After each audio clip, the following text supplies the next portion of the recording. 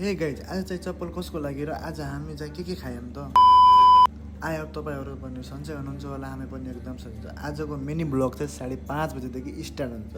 त्यही पनि हाम्रो रुमदेखि र हामी मोमो खानको लागि अनि चप्पल भाइको लागि किन्नको लागि पसल ढुँड्दै हामी चाहिँ गयौँ बाहिर। आज हामी धेरै दिनपछि बाहिर पनि जाँदैछौँ। आज चाहिँ भाइको र मेरो छुट्टीको दिन मिलाएर त्यसरी बाहिर गयौँ। सो गाइज, चेन्नईमा चाहिँ आज चाहिँ पानी परेको हुनाले एकदम चिसो मौसम थियो अनि आज चाहिँ पानी परेर राम्रो मौसम भएको हुनाले हामी चाहिँ बाहिर निस्क्यौँ है। त्यसपछि हामी चाहिँ भाइको लागि चप्पल किनौँ भनेर पसल पनि भेटाइहाल्यौँ अनि पसलमा पनि गयौँ। अनि भाइले चाहिँ मलाई चाहिँ यो चप्पल मन पऱ्यो भनेर भन्यो अनि त्यो चप्पल पनि हामी लिएर बाहिर पनि निस्क्यौँ। त्यसपछि यो चिसो मौसममा चाहिँ मोमो त खानै पऱ्यो है, तातो तातो मोमो खानुपर्छ भनेर हामी चाहिँ मोमो पसल नेपाली दाइकोमा गयौँ।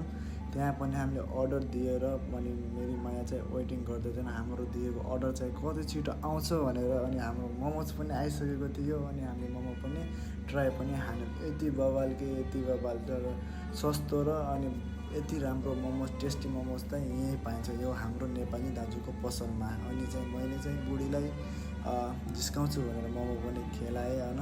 मोमो खेलाउँदाखेरि चाहिँ अनि राम्रो खान्छु भनेर मैले पनि खाइदिएँ त्यो मोमोलाई चाहिँ। सो गाइस, त्यसपछि म पनि खुवाइदिन्छु भनेर भन्यो अनि उसले चाहिँ यति मजाक मसँग गर्दैन किनभने होइन मैले मात्र भोजो चाहिँ मजाक गर्नको लागि यति इन्ट्रेस्ट पनि हुँदैन। अनि त्यसपछि हामीले चाहिँ मोमो पनि खाइहाल्यौँ।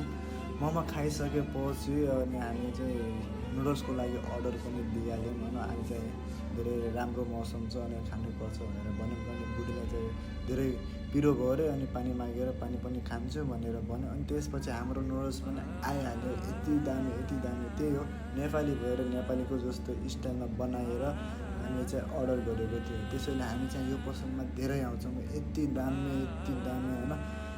सो गाइस, त्यसपछि मेरो बहिनीले पनि भन्छन् यति दामी छ भनेर होइन। त्यसपछि हामीले त्यहाँदेखि खाएर अनि बिल पनि तिर्यौँ। हामीले चाहिँ कति बिल तिर्यो होला तपाईँहरू गेस गर्नु होला। त्यसपछि त्यहाँदेखि हामी बिल तिरेर हामी चाहिँ आफ्नो रुमतिर लागि किनभने धेरै ढिला भएको छ। आजको लागि यति नै, अर्को मिनी ब्लगमा भेटौँ, बाई बाई।